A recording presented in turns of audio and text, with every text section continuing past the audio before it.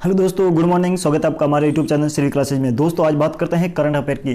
दोस्तों आज current affair 26 सितंबर 2020 के करंट अफेयर के क्वेश्चन की दोस्तों बात करते हैं कि 26 सितंबर के जितने भी करंट के जो क्वेश्चन बनते हैं वो आज मैं आपके लिए लेकर आया हूँ। तो बात करते हैं पहले क्वेश्चन की कि हाल ही में खुशी सिंधालिया को UNEP के क्षेत्रीय राजदूत के रूप में नियुक्त किया गया है। दोस्तों का संबंध किससे है दोस्तों? तो उसका संबंध हो जाएगा दोस्तों, किससे हो जाएगा? पर्यावरण से हो जाएगा। बात करते दोस्तों यहाँ पर आई है खुशी सिंधालिया की। तो प्रश्न ऐसे भी पूछा जा सकता है कि खुशी सिंधालिया जो हाल ही में UNEP की क्षेत्रीय राजदूत के रूप में नियुक्त किया गया है वो कहाँ से बिलोंग करती हैं? तो दोस्तों वो कहाँ से बिलोंग करती हैं? वो सूरत से बिलोंग करती हैं। ये आप सभी जानते हैं, आपको याद रखना है कि खुशी सिंधालिया सूरत से बिलोंग करती है और उनका संबंध किससे है? पर्यावरण से हो जाएगा दोस्तों। अब बात पर्यावरण की आइए दोस्तों, तो पर्यावरण के बारे में जानते हैं। तो पर्यावरण के जो ये पर्यावरण की बात करते हैं तो पर्यावरण से संबंधित है। अब पर्यावरण के कौन ये है? UNEP। किसके? UNEP की दोस्तों बात करते हैं। UNEP के क्षेत्रीय राजदूत के रूप में नियुक्त किया गया है। तो UNEP के बारे में दोस्तों बात करते हैं कि UNEP की क्या है। तो दोस्तों UNEP की दोस्तों बात करते हैं, स्थापना हुई है वो 5 जून 1972 को हुई। कब हुई है? 5 जून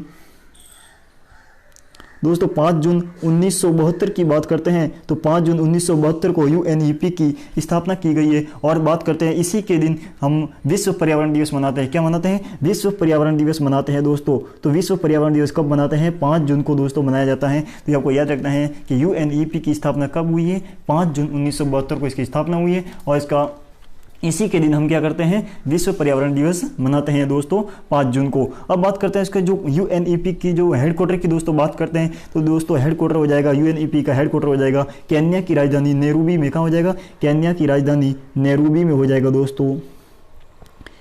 नैरोबी में हो जाएगा किसकी? UNEP की हेडक्वार्टर हो जाएगा दोस्तों। अब बात करते हैं कि जो इसका अध्यक्ष की बात करते हैं दोस्तों, अध्यक्ष हो जाएगा इंगर एंडरसन। क्या हो जाएगा? इंगर एंडरसन इसके अध्यक्ष हो जाएगा। तो आपको याद रखना है कि हाल ही में खुशी सिंधालिया कहाँ से बिलोंग करती हैं? सूरत से बिलोंग करती हैं। इसका संबंध किससे है? पर्यावरण से हो जाएगा। और दोस्तों UNEP की बात हुई है तो UNEP के बारे में याद रखना है। एग्जाम में ऐसा प्रश्न पूछा जाता है, एक प्रश्न डेफिनेटली ऐसा पूछा जाता है, तो आपको ध्यान में रखना है कि UNEP भी एग्जाम में पूछा जा सकता है। तो UNEP की जो स्थापना है दोस्तों वो 5 जून 1972 को हुई है। और इसको हेडक्वार्टर की दोस्तों बात करते हैं तो हेडक्वार्टर हो जाएगा केन्या की राजधानी नैरोबी में। और अध्यक्ष की बात करते हैं दोस्तों, अध्यक्ष हो जाएगा इंगर एंडरसन। ये आपको इतना ध्यान रखना दोस्तों। नेक्स्ट क्वेश्चन की दोस्तों बात करते हैं। क्वेश्चन नंबर 2, हाल ही में राजस्थान की पहली भूमिगत मेट्रो रेल का उद्घाटन कहाँ किया गया है? दोस्तों आप सभी जानते हैं कि राजस्थान में जो पहली मेट्रो चलती है वो कहाँ पर चलती है? जयपुर में ही चलती है। हाल फिलहाल जयपुर में ही जो राजस्थान की पहली मेट्रो स्टार्ट की गई दोस्तों। तो हाँ, जयपुर में चल तो रही है, लेकिन अब बात हुई है कि भूमिगत मेट्रो रेल के उद्घाटन, तो भूमिगत मेट्रो रेल का उद्घाटन भी जयपुर में ही किया गया है दोस्तों। अब बात करते हैं कि भूमिगत मेट्रो रेल का उद्घाटन जयपुर में किसके द्वारा किया गया? तो राजस्थान के CM अशोक गहलोत जी के द्वारा किया गया है दोस्तों। अशोक गहलोत जी के द्वारा किया गया है दोस्तों, ये आपको ध्यान रखना है। और दोस्तों बात करते हैं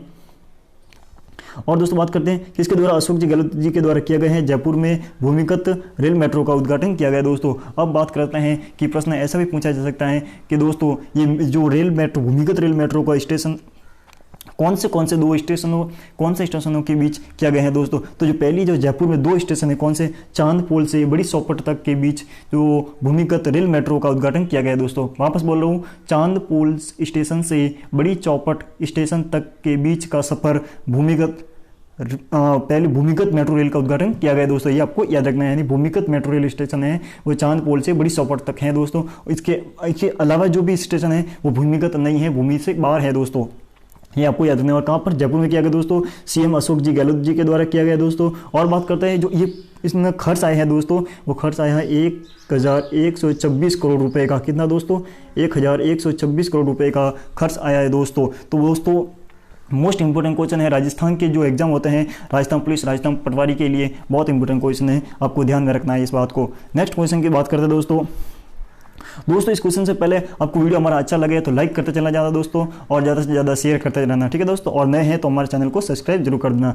नेक्स्ट ये क्वेश्चन की बात करते हैं कि हाल ही में IPL में सबसे तेज 2000 रन बनाने वाली भारतीय कौन बने हैं? हाल ही में जो IPL में अभी IPL चल रहा है, आप सभी जानते हैं कि IPL में 2000 रन बनाने वाला भारतीय कौन बना है दोस्तों? भारतीय की बात करते थे वो हो जाएगा KL राहुल। कौन हो जाएगा? KL राहुल, जो हाल ही में भारतीय जिन्होंने हाल ही में IPL में 2000 रन बनाए हैं। कौन बना है दोस्तों। अब बात करते हैं और ये जो आईपीएल हो रहा है दोस्तों, अभी जो आईपीएल हो रहा है एक इंपॉर्टेंट क्वेश्चन है, एक प्रश्न ऐसा भी पूछा जा सकता है कि हाल ही में जो आईपीएल हो रहा है वो कौन सा संस्करण है। तो दोस्तों ये आईपीएल का 13वां संस्करण है जो 2020 में हो रहा है। 13वां संस्करण है, कौन सा 13वां संस्करण है दोस्तों, जो हाल ही 2020 में चल रहा है। ये आपको याद रखना है दोस्तों। प्रश्न ऐसा भी पूछा जा सकता है कि आईपीएल का कौन सा संस्करण 2020 में चल रहा है, तो 13वां संस्करण है दोस्तों, ये आपको याद रखना है। ठीक है दोस्तों, नेक्स्ट क्वेश्चन की बात करते हैं। क्वेश्चन नंबर 4 कि अंतर्राष्ट्रीय सांकेतिक भाषा दिवस कब मनाया जाता है दोस्तों। अंतर्राष्ट्रीय सांकेतिक भाषा दिवस की दोस्तों बात करते हैं तो वो मनाया जाता है 23 सितंबर को। कब मनाया जाता है? 23 सितंबर को अंतर्राष्ट्रीय सांकेतिक भाषा दिवस मनाया जाता है दोस्तों। अब बात करते हैं कि सांकेतिक भाषा दिवस कौन मनाता है, तो दोस्तों ये मनाता है यूएन। कौन मनाता है? यूएन मनाता है दोस्तों। अब यूएन मनाते हैं तो यूएन की बात हुई है दोस्तों, तो यूएन की स्थापना कब हुई, तो स्थापना की दोस्तों बात करते हैं तो स्थापना हुई है 24 अक्टूबर। कब हुई है?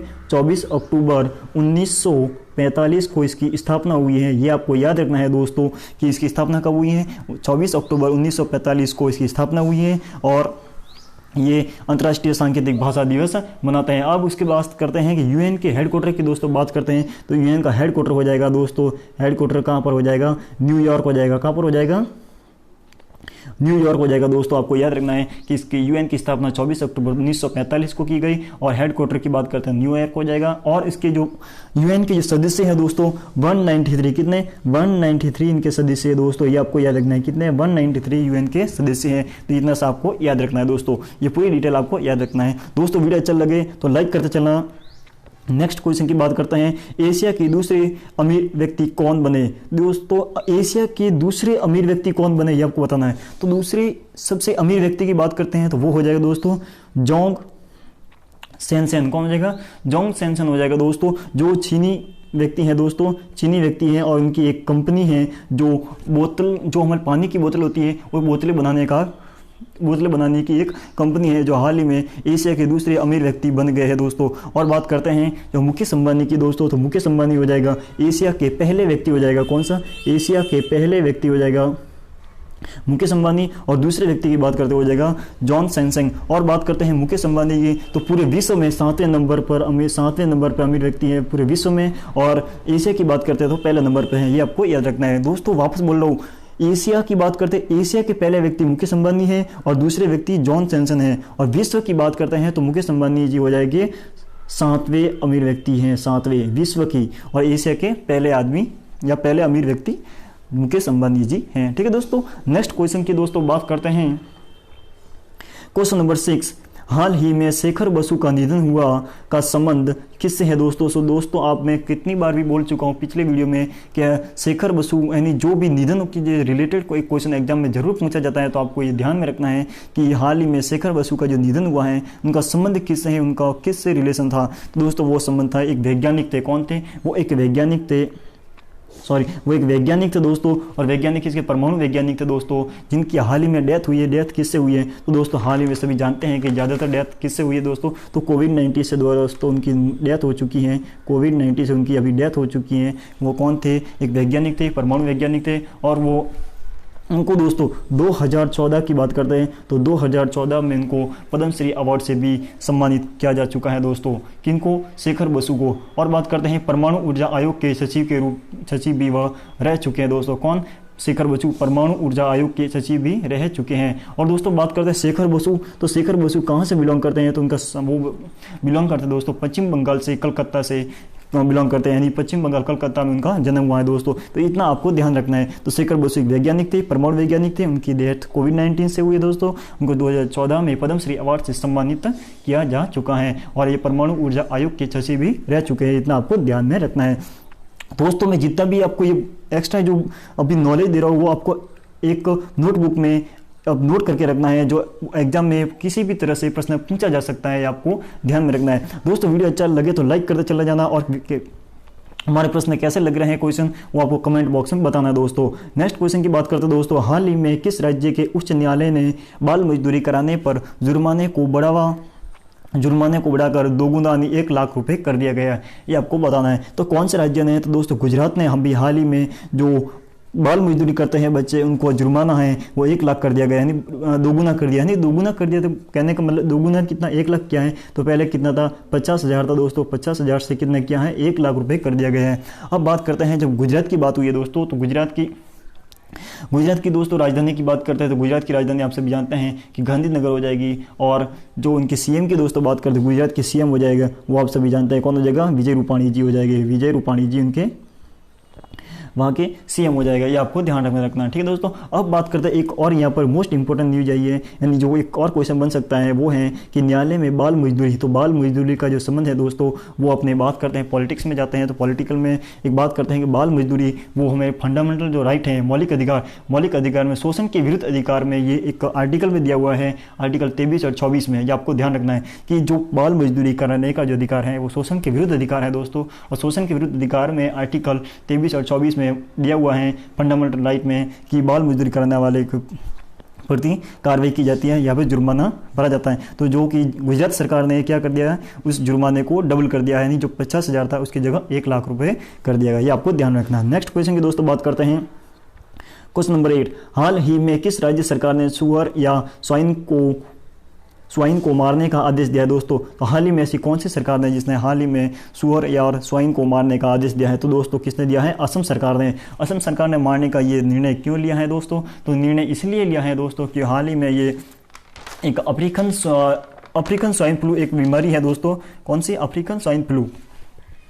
तो अफ्रीकन स्वाइन फ्लू फैलता है इससे, तो अफ्रीकन स्वाइन फ्लू किससे फैलता है, सूअरों से फैलता है दोस्तों, तो इसलिए उन्होंने मारने का फैसला लिया है दोस्तों, यानी मारने का एक आदेश दिया है दोस्तों। पहली बार जब बात करते हैं जो अफ्रीकन स्वाइन फ्लू की बात करते हैं दोस्तों, तो अफ्रीकन स्वाइन फ्लू से पहली बार वो केन्या से फैला है, कहाँ से फैला है, अफ्रीका केन्या से फैला है दोस्तों। और बात करते हैं जो अफ्रीकन स्वाइन फ्लू है दोस्तों, अफ्रीकन जो स्वाइन फ्लू है दोस्तों बीमारी है वो किससे वो एक वायरस से जनित रोग है, कौन सा, वायरस से जनित रोग है दोस्तों, ये आपको याद रखना है, जनरल साइंस से रिलेटेड क्वेश्चन है कि अफ्रीकन स्वाइन फ्लू किससे फैलता है, तो वायरस जनित रोग है, पहली बार केन्या से फैला है। अब बात की दोस्तों असम की, तो असम की दोस्तों राजधानी की बात करते हैं, तो असम की राजधानी हो जाएगी दिसपुर, क्या हो जाएगी, दिसपुर। दोस्तों राजधानी आपको मुंह पर याद होनी चाहिए, आपके एग्जाम के लिए बहुत इंपॉर्टेंट रहता है, कभी कभी एग्जाम में ऐसा भी पूछा जाता है कि असम की राजधानी क्या है, तो असम की राजधानी क्या हो जाएगी, दिसपुर हो जाएगी दोस्तों। असम के सीएम की बात करते हैं तो हो जाएगा सर्बानंद सोनोवाल हो जाएगा। और असम के दोस्तों हेडक्वार्टर की हाई कोर्ट की बात करते हैं, तो दोस्तों असम के हाई कोर्ट हो जाएगा वहाँ पर गुवाहाटी में। दोस्तों हाई कोर्ट की मैंने इसलिए बात की क्योंकि हर स्टेट का जो होता है, बात करते हैं जो हाई कोर्ट होता है उसी में होता है, जबकि असम का है वो दोस्तों गुवाहाटी है, कहाँ पर, असम का हाई कोर्ट गुवाहाटी हो जाएगा, न्यायालय उच्च न्यायालय हो जाएगा गुवाहाटी में। और दिसपुर असम की राजधानी हो जाएगी, सर्बानंद सोनोवाल यहाँ के सीएम हो जाएगा। और बात करते हैं असम से एक मोस्ट इंपॉर्टेंट क्वेश्चन बनता है, वो है दोस्तों कि एक असम में काजीरंगा नेशनल पार्क बना हुआ दोस्तों, ये याद रखना मोस्ट इंपॉर्टेंट क्वेश्चन है, और एग्जाम में कई बार पूछा जाता है कि असम की काजीरंगा नेशनल पार्क कहाँ पर है, काजीरंगा नेशनल पार्क की दोस्तों बात करते हैं, तो काजीरंगा नेशनल पार्क कहाँ पर है, तो दोस्तों असम में है काजीरंगा नेशनल पार्क, और ये एक सींग वाले गैंडे के लिए प्रसिद्ध है दोस्तों। आपको मोस्ट इंपॉर्टेंट क्वेश्चन है, ये भी एग्जाम में पूछा जा सकता है, तो आपको याद रखना है कहाँ पर है, असम में। नेक्स्ट सेकंड लास्ट क्वेश्चन की दोस्तों बात करते हैं। दोस्तों वीडियो अच्छा लगे तो लाइक करते चले जाना, और नए हैं तो चैनल को सब्सक्राइब जरूर कर देना, और ज़्यादा से ज़्यादा शेयर कर देना दोस्तों। बात करते हैं सेकंड लास्ट क्वेश्चन की, देश का पहला बायोमेडिकल पार्क कहाँ खोला गया है, तो दोस्तों देश का पहला बायोमेडिकल पार्क खोला गया है दोस्तों, वो कहाँ खोला गया है, तो दोस्तों देश का पहला बायोमेडिकल पार्क की बात करते हैं, तो जो मेडिकल पार्क की बात करते हैं तो वो खोला गया है केरल में, कहाँ पर, केरल में खोला गया है दोस्तों। पहला बायोमेडिकल पार्क कहाँ पर, केरल में खोला गया है। अब बात करते हैं केरल की, तो केरल की राजधानी हो जाएगी, केरल की कैपिटल की बात करते हैं दोस्तों, केरल की कैपिटल हो जाएगी तिरुवनंतपुरम, क्या हो जाएगी, तिरुवनंतपुरम कैपिटल। केरल के सीएम की दोस्तों बात करते हैं तो सीएम हो जाएगा पिनराई विजयन। और दोस्तों केरल के जो राज्यपाल की बात करते हैं, केरल के राज्यपाल की दोस्तों बात करते हैं तो राज्यपाल हो जाएगा आरिफ मोहम्मद खान, कौन हो जाएगा, आरिफ मोहम्मद खान। एक बार वापस बता रहा हूँ मैं आपको कि बायोमेडिकल पार्क कहाँ खोला जा रहा है, केरल में, राजधानी कहाँ पे, तिरुवनंतपुरम में, सीएम कहाँ के हैं, तो केरल के सीएम हो जाएगा दोस्तों पिनराई हो जाएगा, राजधानी तिरुवनंतपुरम, सीएम हो जाएगा पिनराई विजयन। और राज्यपाल की दोस्तों बात करते हैं तो राज्यपाल हो जाएगा यहाँ के आरिफ मोहम्मद खान। आपको ये याद रखना है कि किसी भी स्टेट की राजधानी, सीएम और राज्यपाल पूछा जा सकता है, तो आपको मुंह पर याद होना चाहिए। तो बात करते हैं एक केरल से, अब केरल की ही बात की हमने, तो केरल से रिलेटेड एक और क्वेश्चन बनता है कि हाल ही में जो कोरोना वायरस चल रहा था, तो कोरोना वायरस सबसे पहले कि वुहान क्षेत्र से स्टार्ट हुआ था। और बात करते हैं भारत की दोस्तों, बात करते हैं तो भारत में लोग प्रश्न पूछा जा सकता है कि भारत में सर्वप्रथम कोविड-19 केस कहाँ से मिला, तो वो दोस्तों केरल से मिला था।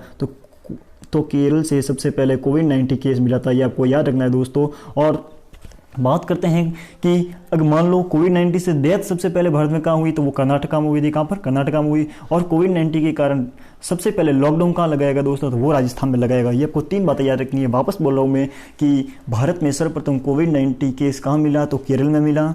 कोविड-19 के कारण डेथ कहाँ पे हुई, तो कर्नाटका में हुई। और कोविड-19 के कारण पहला लॉकडाउन कहाँ लगाया गया, तो दोस्तों राजस्थान में लगाया गया। ये आपको याद रखना है। नेक्स्ट एंड लास्ट क्वेश्चन की दोस्तों बात करते हैं कि हाल ही में मंत्रा का नया ब्रांड एम्बेसडर किसे बनाया गया। Most and very important question है दोस्तों, आप लिख के ले लो कि एग्जाम में पूछा जाएगा 101%, कोई भी एग्जाम हो, कि हाल ही में मंत्रा का नया ब्रांड एम्बेसडर किसे बनाया गया दोस्तों, तो वो बनाए गए हैं कियारा आडवाणी को। किसको? कियारा आडवाणी को मंत्रा का नया ब्रांड एम्बेसडर बनाया गया है दोस्तों। अब बात करते हैं कि कियारा आडवाणी को तो मंत्रा का नया एम्बेसडर बना दिया गया दोस्तों। अब सचिन तेंदुलकर को किसका, तो सचिन तेंदुलकर है दोस्तों पेटीएम फर्स्ट गेम के पेटीएम फर्स्ट गेम